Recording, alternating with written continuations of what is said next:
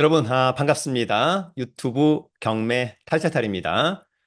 지금까지 우리 유튜브 경매 탈탈탈에서는 기본적으로 경매에 대한 매물, 또 경매에 대한 권리 분석, 또 현장 분석하는 요령 등등등에 대한 영상을 많이 업로드 했습니다만, 오늘부터는 조금 새롭게 여러분들이 경매에 대한 기본 이론 또는 용어, 이런 부분들을 간략하게 그러나 꼭 필요한 제대로 된 경매 공부를 함께 해보는 시간을 갖도록 하겠습니다. 강의에 앞서서 기회가 된다면 여러분 스스로가 서점에 가서 여러분의 입맛에 맞는, 여러분 또 수준에 맞는 그런 경매책을 한 권 정도 읽고 이런 영상을 본다면 상당한 활력을 받을 수 있다. 그렇게 생각을 해봅니다. 경매 공부를 통해서 경매는 물론 부동산에 대한 또 법률에 대한 또 전반적인 상식을 이해한다. 그런 측면에서 경매 공부 제대로 한번 해보기를 기대합니다. 그러면 오늘의 공부 시작해 보도록 하겠습니다. 여러분, 지금부터 함께하는 경매 공부. 경매 책은 저의 부동산 경매 처음 공부 책을 보셔도 좋을 것 같습니다.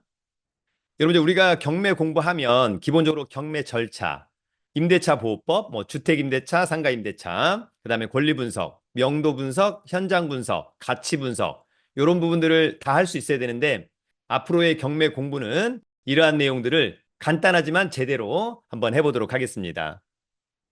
더불어서 이 강의와 함께 앞으로 뭐 경매 물건 이런 것들을 함께 보고 싶다면 저의 네이버 카페 설춘한 캠퍼스 카페에서 다양한 경매 물건도 함께 보면 좋을 것 같습니다. 여러분, 그럼 오늘 1교시 한번 가보도록 하겠습니다. 자, 먼저 여러분 수익 내는 경매 프로세스. 사실 뭐 공부만 하는 경매는 NO, 돈 버는 경매는 yes. 여러분들도 아마 그러하지 않을까 생각을 해보기도 하고요. 일단 경매가 나왔다. 그러면은 기본적으로 경매 물건을 좀 확인을 해야 되는 것이잖아요.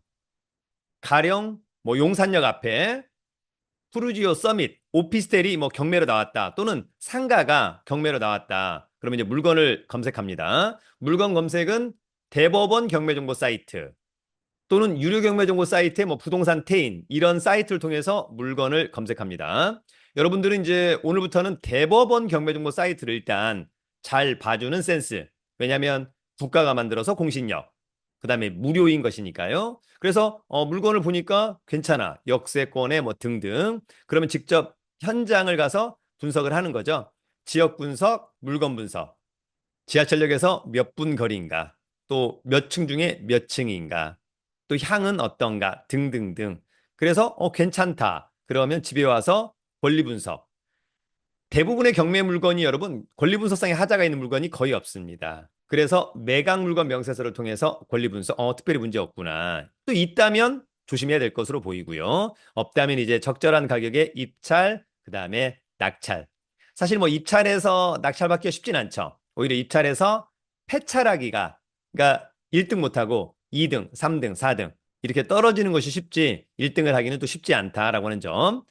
다만 낙찰을 받았다면 차후에는 또 명도해서 임대하거나 매매하거나 또는 뭐 내가 직접 들어가 살거나라고 하는 그런 부분이 있습니다. 자, 그런 가운데 이제 오늘은 1교시니까 법원 경매 절차에 대해서 한번 간단히 설명을 한번 해보자. 여러분, 만약에 A가 B한테 돈 받을 게 있다. 1억. 근데 B가 돈을 안 준다. 그래서 A가 B를 상대로 소송했어요. 그래서 판사가 B는 A한테 1억을 줘라.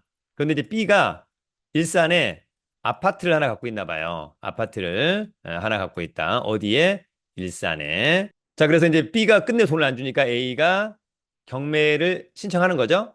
경매 신청하는 법원은 딱 정해져 있어요. 요 부동산, 아파트 소재지 관할 법원. 토지를 경매 신청한다. 공장을 경매 신청한다. 그러면 바로 그 부동산 관할하는 법원에다가 경매 신청을 하게 되면 법원에서 어렵지 않게 일리가 있다. 판결 받았고 그 아파트 B 거니까 그래 경매를 시작하자. 그것을 우리가 경매 개시 결정. 자, 그러면 그 이후에 아파트 관할하는 등기소에다가 경매 등기를 좀 해줘라. 그러면 이제 경매 등기가 되고 그런 가운데 경매 개시 결정을 하게 되면 경매 개시 결정문이 나오거든요. 그걸 채권자 누구? A, 채무자 누구? B한테 송달합니다. A야, 네가 경매 신청한 거 하기로 했어. B야, A가 너의 소유의 일산의 아파트에 경매 신청한 거 하기로 했어. 알고 있어라. 자, 그런 가운데 배당 요구를 해야만 배당을 받는 사람들 언제까지 배당 요구를 해라 라고 공고를 하고요. 그런 가운데 이제 매각의 준비를 하죠. 네, 그래서 집행관한테 현황조사 해오라고 하고 감정평가사한테 감정평가를 해오라고 한다.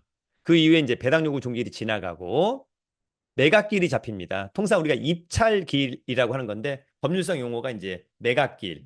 그래서 매각길 날 낙찰이 되면 일주일 있다가 매각 결정길.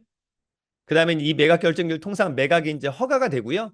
이 허가에 대해서 통상 즉시 항고가 거의 없습니다. 그래서 확정 되면 통상 한 달 안에 돈 내라. 그리고 또 한 달 이후에 배당기를 잡아서 채권자들한테 배당 순위에 따라서 배당을 해주면 경매는 끝난다. 더불어서 이제 법원은 이런 절차를 가는 것이고요. 낙찰자가 낙찰받고 돈 내고 뭐 등기해줘라 또 인도명령 신청하고 이런 것은 이제 낙찰자가 신청을 하면 해주는 것이다. 이렇게 이해하면 될 것으로 보입니다.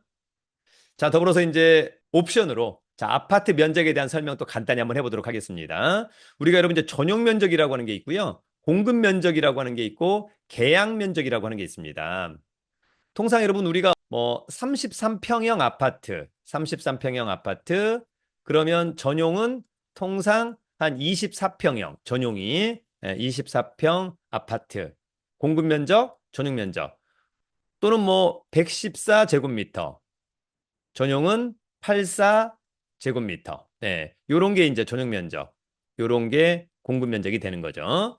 현관문 열고부터 안에 보이는 면적이 통상 전용 면적이고 이 전용 면적이 등기부에 표시가 되는 면적입니다. 등기부에 어떻습니까? 84제곱미터 또는 뭐 59제곱미터 등등등. 그래서 각 세대가 독립적으로 사용하는 공간이다라고 하는 점이 있고요. 거기에다가 이제 주거 공용 면적이라고 하는 게 있습니다, 여러분. 그게 뭐냐면 계단, 복도, 현관. 그래서 요거 더하기 요거 하면 요게 이제 공급 면적이라고 하는 부분이 있고요. 여기에다가 이제 기타 공용 면적이 있어요. 지하 주차장, 관리사무소, 노인정 등등. 그래서 공급 면적에다가 기타 공용 면적을 더하면 계약 면적. 실제 이제 계약 면적은 우리가 뭐 매매하거나 이럴 때 잘 언급되지 않죠. 요거는 나중에 이제 분양할 때 계약 면적이 많이 언급되고 통상 우리가 이제 일반 매매할 때 뭐 전세 또는 월세할 때 아파트 가장 많이 물어보는 것은 통상 공급 면적 물어보죠. 33평이에요? 24평이에요? 뭐 18평이에요? 이렇게 물어보고 전용은 통상 앞에다가 전용이라는 말을 쓰죠. 전용 24평, 전용이 뭐 18평 뭐 이렇게 사용하기도 한다. 여러분 오늘은 간단하게 경매 물건 분석부터 낙찰받고의 어떤 절차 한번 알아봤고요. 그 다음에 경매 절차에 대한 또 부분도 한번 알아봤고 옵션으로 아파트에 대한 면적도 한번 알아봤습니다. 여러분 어렵진 않죠? 다만 앞서 얘기한 것처럼 이런 강의를 듣기에 앞서서 서점에 가서 본인한테 맞는 경매책 한 권 정도 정독을 하고 이런 강의를 듣는다면 많은 도움이 될 것으로 보입니다. 다음 시간에 뵙겠습니다. 여러분 댓글도 많이 달아주기를 기대합니다. 유튜브는 경매 탈탈탈